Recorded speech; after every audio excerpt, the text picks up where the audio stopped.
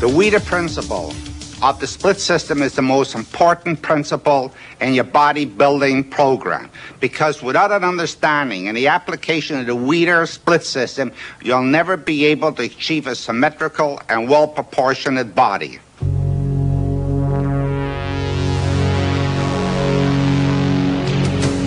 There are hundreds of thousands, even millions of people, men and women, working out in gyms around the world, but very few of them look like bodybuilders. Why?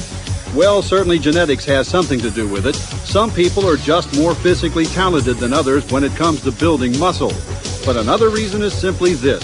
To look like a bodybuilder, you need to train like a bodybuilder. Simply lifting weights without an understanding of what kind of program you need to achieve your goals just doesn't work. If just lifting heavy and working hard were all it took, then a ditch digger or construction worker would end up winning the Mr. Olympia contest.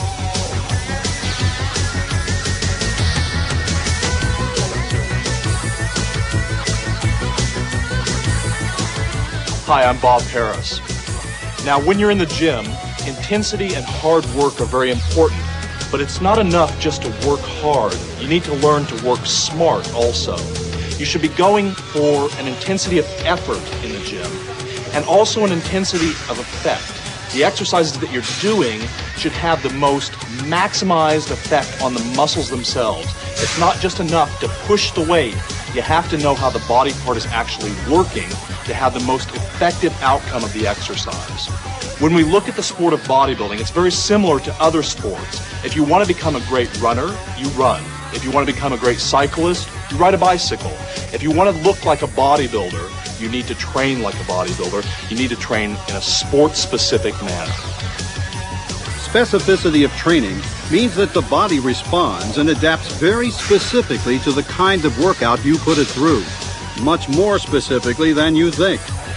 That's why different sports, from sprinting to marathon running to gymnastics to shot putting, all require very different kinds of training and physical preparation. And that's why it's so difficult to do well in multi-event sports like the decathlon or heptathlon, and why there are so few great athletes who compete successfully in more than one sport at the highest levels. In this sense, your body reacts to training like a computer. When you're training, you're sending a specific program to the central nervous system. And anybody that's worked with a computer can tell you that a computer will respond only to specific instructions. Your body is the same way. It doesn't care what you're trying to do. It only reacts to exercises specifically as they are applied. Over the past 50 years or so, bodybuilders have learned, largely by trial and error, what kind of workout the muscles of the body best respond to. And the proof that they've discovered something really new is the way they look.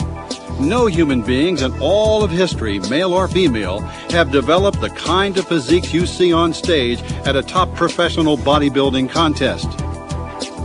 Critics of the sport sometimes claim that this incredible advancement in the ability of human beings to develop their lean body structure is the result of improved nutrition, anabolic drugs, or simply the fact that there are more bodybuilders working out more seriously than ever before. But it's really the type of training that you'll learn from the Weider system that has made the difference. The modern bodybuilding workout was developed to address the natural, genetically determined capacity of the body to respond to the muscle training, the physiological programming that is inherent in the neuromuscular system itself. It's the most effective and efficient form of muscle training ever conceived. So if you're going in the gym to develop your lean body structure, being a competitor or not, why do it any other way? After all, the body is a homeostatic organism. That means that it tends to resist change, whether the change is good or bad. That's why people can abuse their bodies for such a long period of time before they actually see serious damage. So it follows that to make dramatic improvements in your physical structure, you have to find some way to force your body to change. You have to subject it to a program that's so intense and effective that it has no choice but to respond. And that's what bodybuilding type weight training is all about.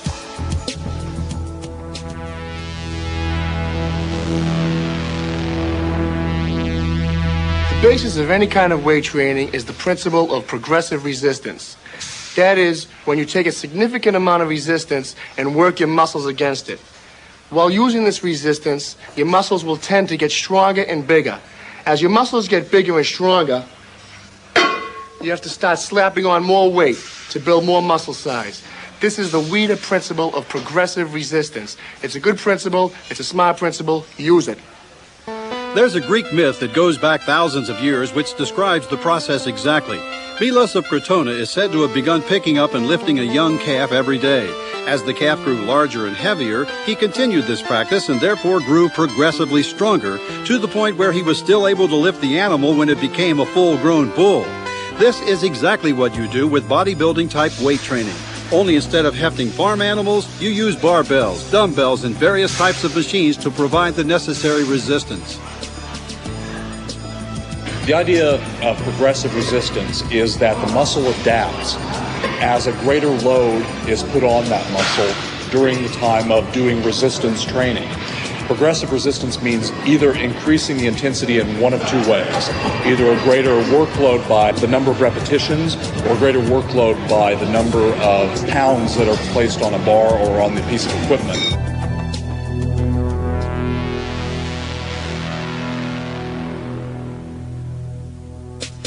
We have muscles because we live in a gravity well. Our muscles allow us to overcome the force of gravity and move around the surface of the planet.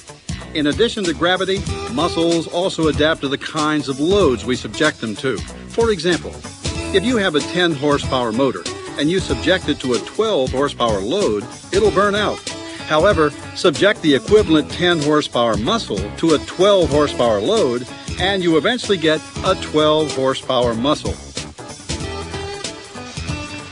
The key to progress in bodybuilding is to overload the muscle, just enough to cause it to grow, but not enough to cause injury, and to continue to increase the amount of load on a regular basis as the muscle gets bigger and stronger.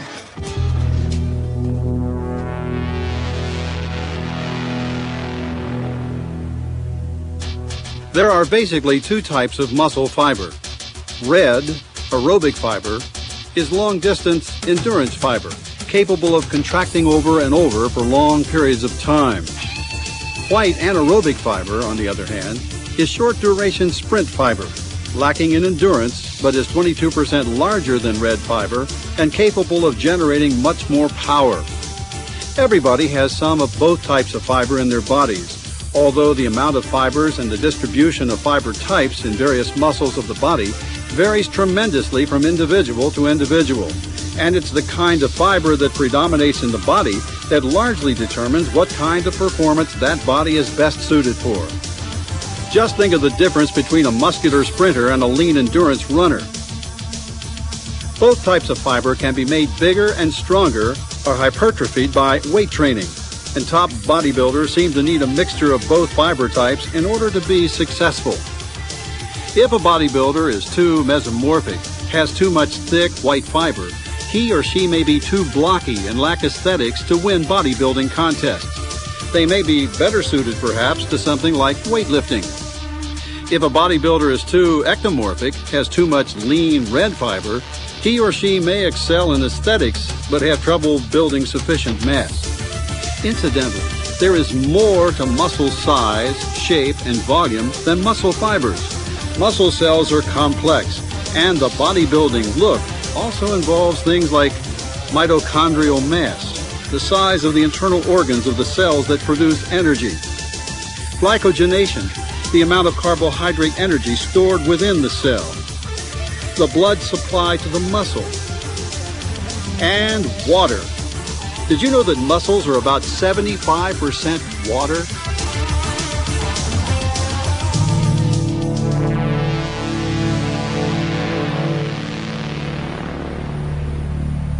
The basic unit in bodybuilding training is the repetition. Now, a repetition is made up of two key points. It's basically going to be the full extension of the muscle when the muscle is fully stretched out, and the full contraction of the muscle when the muscle is bunched up and is pulled together and shortened.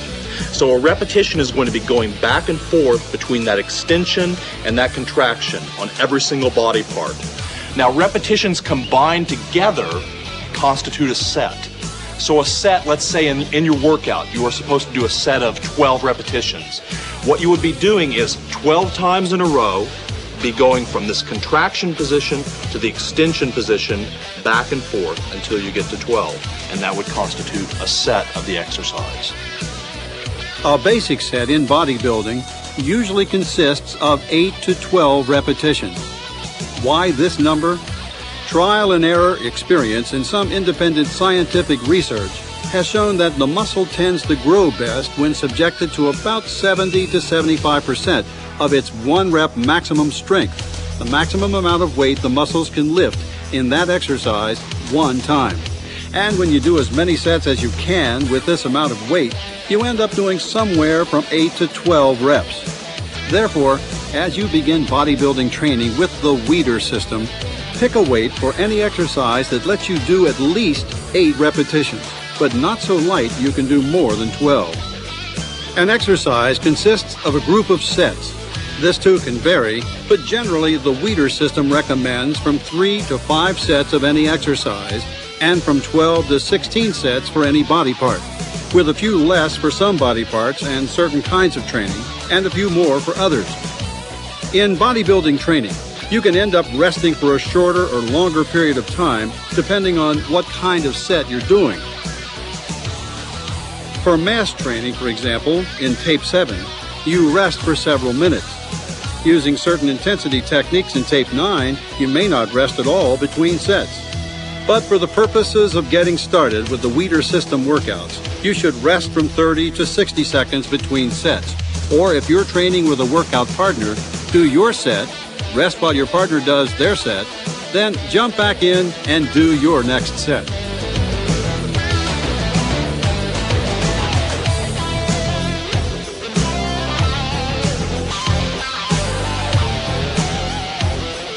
You usually want to do somewhere between 8 and 12 or 15 repetitions in a set.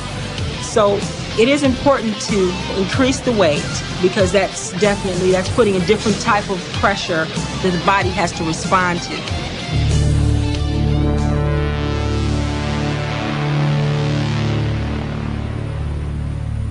In the early days of the sport, bodybuilders trained like weightlifters, training the whole body 3 times per week.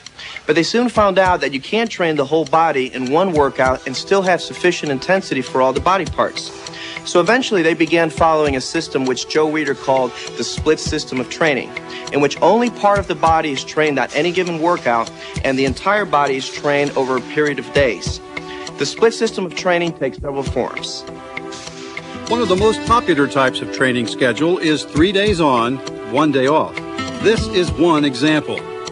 Day 1, chest, shoulders, triceps, calves, abs. Day 2, back, biceps, forearms, calves, abs. On the 3rd day, thighs, hamstrings, abs. And on day 4, rest. And this is an example of a workout arranged over a 4-day period. Day 1, chest, triceps, abs. Day 2, back, biceps, forearms, calves. Day 3, thighs, hamstrings, abs. And on day 4, shoulders and calves. And on the 5th day, you rest. Now, of course, you're not a machine, so you want to make sure you get plenty of rest. If you need a day off, don't feel bad about taking that extra day off. Your recovery time is just as important as going in the gym and training hard. Overtraining can be devastating to your workout. It can cause an injury. So it's very important to train hard, but take that extra day of rest if you need it. Remember that overtraining, pushing your body too hard, increases your chances of injury. Therefore, you can add an extra rest day at any point in your workout program. Or if you are especially tired, try taking 2 days rest at the end of your 3-day routine or your 4-day routine. The point is, the more you're able to rest and recover, the stronger you'll be in your workouts and the better your body will respond. With the double split training system, you train twice a day instead of once. Training a major body part in the morning and doing detail work or cardiovascular training in the second workout. Using this system, you're actually doing less rather than more because you're doing much of the work you'd normally do in one training session and dividing it into two. Here's an example. Day 1, AM, chest, shoulders. PM, triceps, calves, abs. Day 2, AM, back, biceps. PM, forearms, calves, abs. Day 3, AM, thighs, hamstrings. PM, abs. And on the 4th day, rest. It takes me 4 days to cover the full body. I train chest and biceps on day 1. On day 2, I train legs. And if you didn't notice, I train chest and biceps on day 1, which is part of, upper body. So then on day 2, I'm covering legs. So while I'm training legs, my upper body is getting a day of rest. Day 3, I go to shoulders and triceps, so I'm back to my upper body again. And day 4, I train back. And day 5 is my day off, and then I start over again. I work with a split system. I split my body over 4 days, so that after my 4th days, I finished my whole body training. When I started training, I was 16 years of age, so obviously I started on a 3 times a week schedule. I would do 1 exercise per muscle group, probably on a 10-8-6 basis, 10 reps the first 8 reps the same poundage, and 6 on the principle that my energy was diminishing. And of course it wasn't, but that's the way I thought, that my energy was diminishing. So I would do 10, 8, and 6. And as I progressed, then I started to realize that if I wanted to do more work and more overloading, I would have to work on split routines. So I would kind of split the body into 2 parts. So now, was this training twice a day or just once? No, this is once a day. Right. The only time I trained twice a day was 3 weeks before my first national contest, Mr. Britain. I just finished my business administration degree, and I had 3 weeks to train, and so for 3 weeks I trained morning and night. I trained twice a day. I'll do a heavy and a light system, like 3 days on, 1 day off, and I'll go heavy on the first cycle, and then I'll go light for the next body part. And vice versa, it goes like that. The 4th day being my off day. I think all bodybuilders in general know that rule, and they use that.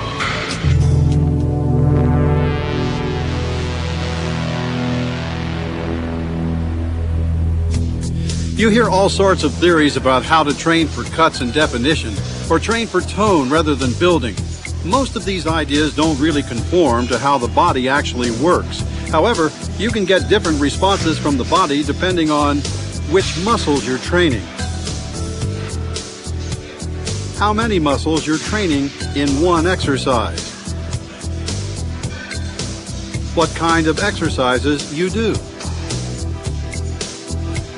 what kind of equipment you use,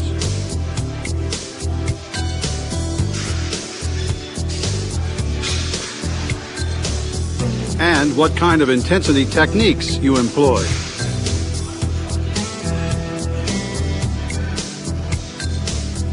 In general, you build mass most effectively by doing 2-joint exercises. Exercises that involve the movement of 2 joints rather than 1.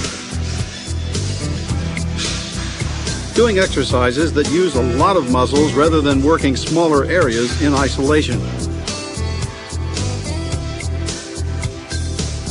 Training with free weights, barbells, and dumbbells rather than machines or cables.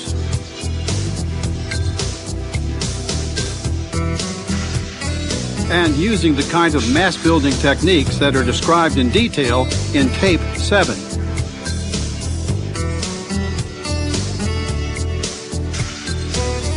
Quality training for things like definition, separation between muscles, and the development of the small muscles generally results from doing 1-joint exercises.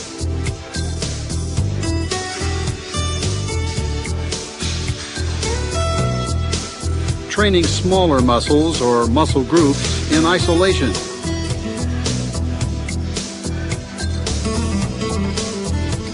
Using a variety of free weights, machines, and cables.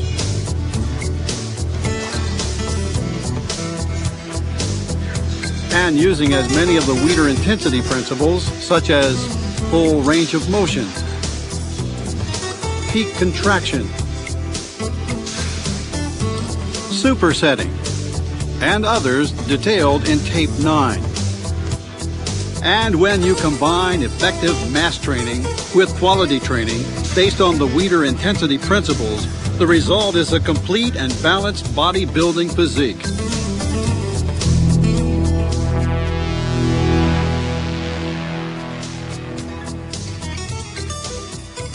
You generally build muscle more easily with free weights than with machines, because the body responds to something that is heavy more fully than resistance, which is merely hard. In fact, our bodies have evolved over millions of years to recognize and deal with weight. But little in our evolutionary history has prepared the body for pushing a resistance that slides back and forth along a track or rotates on a cam.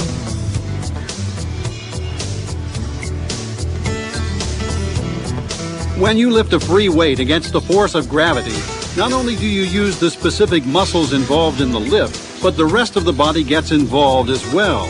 The joints have to work to balance and control the weight, and the various stabilizer muscles associated with the joint come under stress as well. When you exercise with many machines, there's no need to stabilize, no need for the ligaments of the joints to adapt, and you tend to work only the muscle involved in that specific movement, not the associated stabilizer muscles. This results in much less adaptation and in fact can be dangerous because you've developed certain muscles in a group out of proportion to the others. So when it comes to basic mass and strength development, free weights are far superior. I myself am a firm believer in free weights, heavy free weights for building mass. Low repetitions, not too low, where you're just gonna pump out 4 or 5 and then just drop the weight. You want heavy weights and good repetitions, good muscle control, and plenty of protein to build that mass with. Free weights, free weights are it. Basic heavy movements is the way I consider it. That's what I've always used, basic heavy movements to build size. Not to get into contest shape per se, but you have to have the frame there to carve it out. In my opinion, it's a lot better to use a free weight than using a machine in general, because the free weights, your body responds a lot better to your free weight, because it's like you can keep your natural movements in, and the body is built to use free weights, not to use machines. So your body responds a lot better, plus your nervous system, everything is very much in action. So your body growth is much more stimulated than using a machine. But machines and cables can also be valuable. They work well when you want to isolate specific areas of the body. They are also effective when you're doing higher rep training, in which the stress of an individual repetition is not as important as the cumulative effect of a number of repetitions. For example, supersets, trisets, and giant sets, as described in Tape 9. Exercise machines are also essential when resistance training is being used to rehabilitate injuries, as described in Tape 10. When you're recovering from an injury, having the injured area securely stabilized as you build up its strength is one of the keys to successful rehabilitation. You still should use machines maybe to isolate some muscle groups, and altogether makes the whole package. So you need it both. Yet it's not the hardware development that's created the tremendous progress in our ability to develop the body. It's the software, the training principles and techniques, which you'll learn about as part of the Weider System.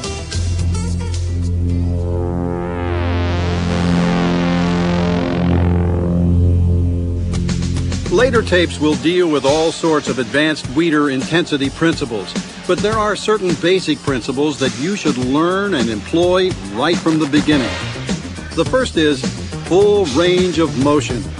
During each of your exercises, you need to go from the full extension of the muscle to the full contraction and back.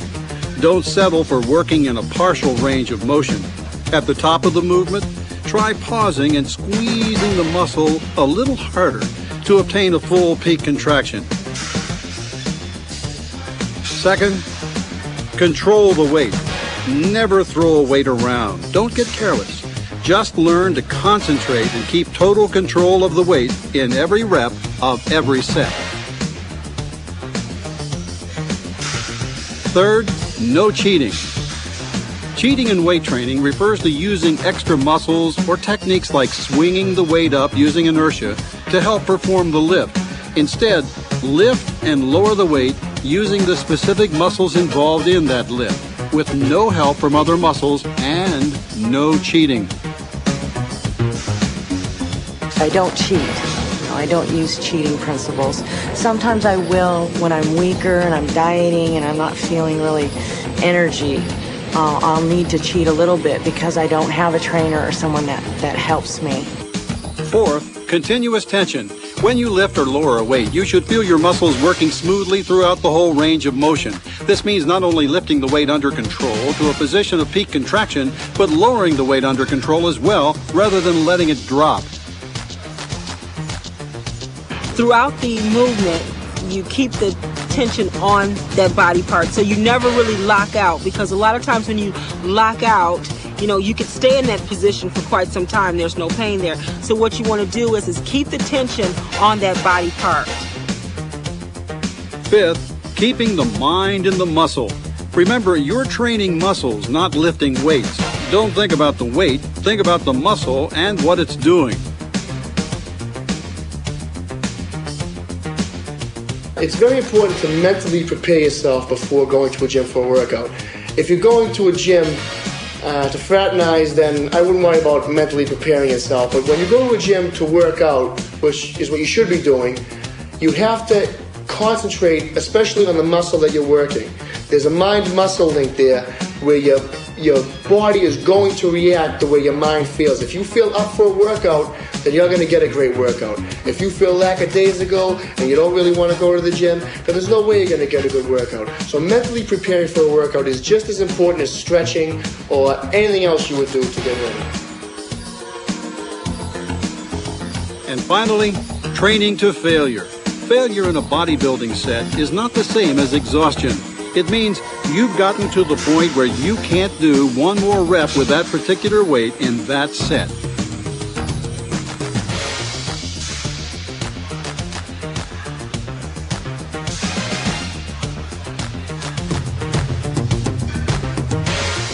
It takes more effort to stop and think about each and every repetition than it does to just say, okay, I'm going to do 12 repetitions with this super heavy weight, and all you're thinking about is moving that weight.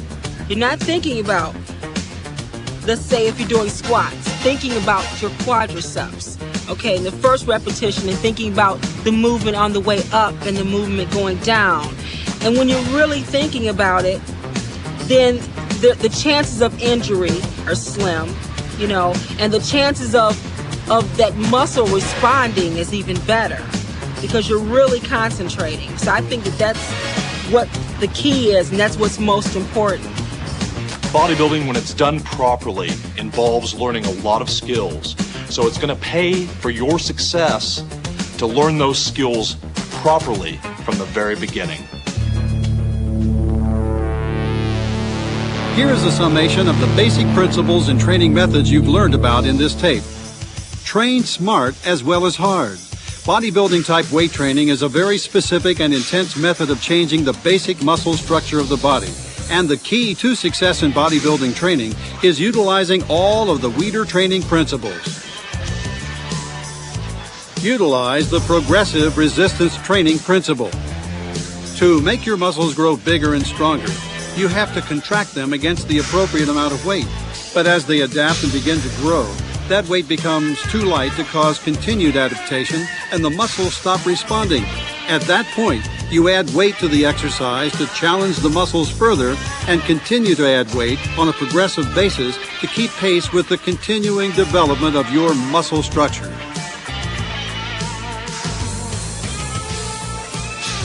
Do from 8 to 12 repetitions in most of your sets. Bodybuilders aren't weightlifters and shouldn't use a weight that allows them to do too few sets. They aren't endurance athletes either, and shouldn't do very high repetitions in most of their training. Bodybuilders have learned that a muscle responds best to an amount of resistance equal to about 70 to 75% of its 1 rep maximum strength. Using this amount of weight generally allows you to do from 8 to 12 reps in any given set. Do from 3 to 5 sets per exercise, 12 to 16 sets per body part. Too few sets and the muscles may get big but will lack detail. Too many sets will limit the amount of size and strength you can achieve and increase your risk of injury through overtraining.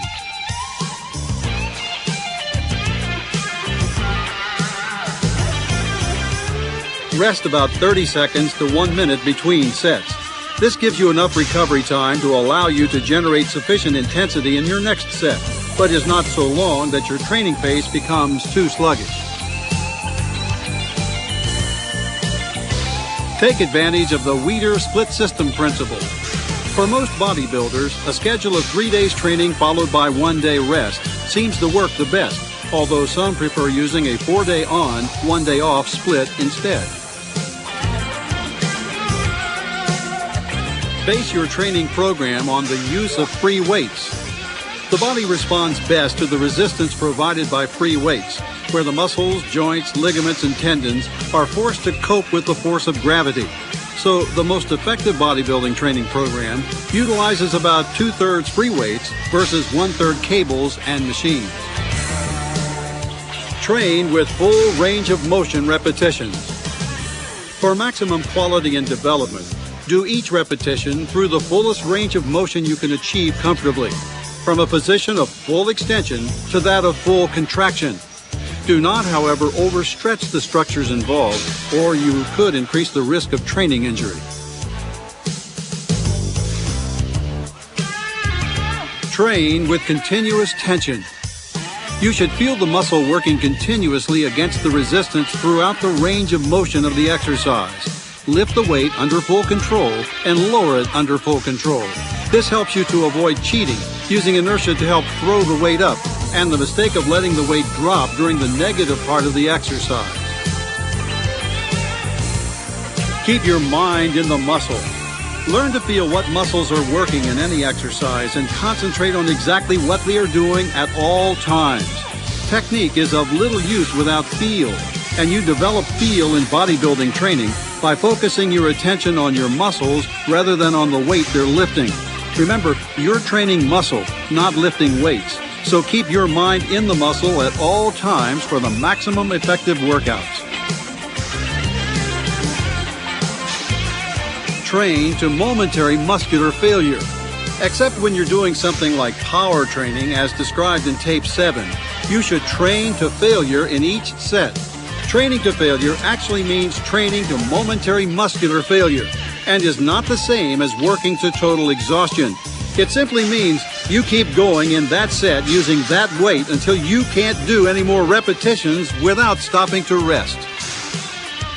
The split system is one of the most important principles. Without the utilization of the Weider split system in your workout, you'll never be able to achieve a symmetrical, proportionate, muscular body. Learn it, apply it, and you would develop the body that you always wanted. Now that you know how to use the split system, let's put it to use. In the next tape, my champions will show you how to apply the back exercises and the bicep exercises to broaden your back and give you bigger and more massive and more muscular arms. The key to me getting the best workout I possibly can every day is just to be very organized and to have some type of schedule. You know, I can't go in one morning at 7 o'clock in the morning and the next day at 5 o'clock at night. I like to train at the same time every day, and I like to eat like 2 hours before I train. And my schedule has to be very organized in order for me to get the best workout possible.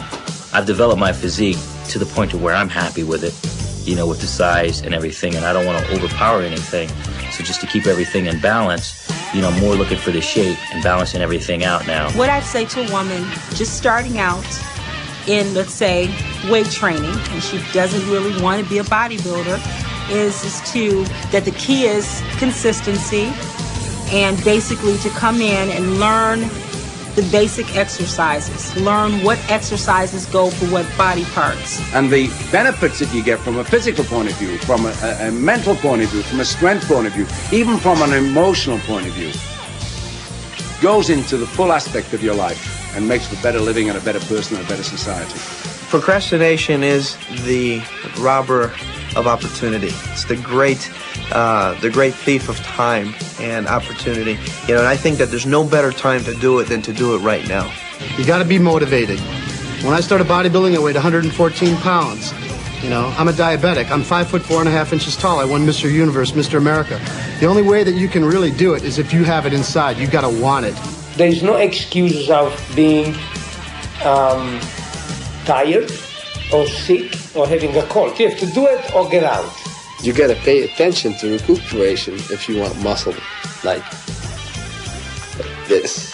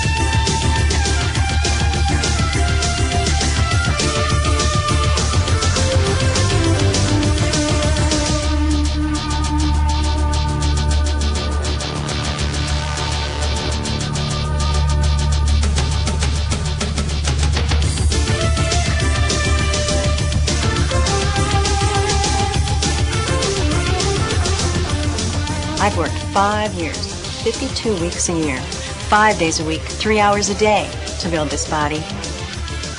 Thanks, Joe.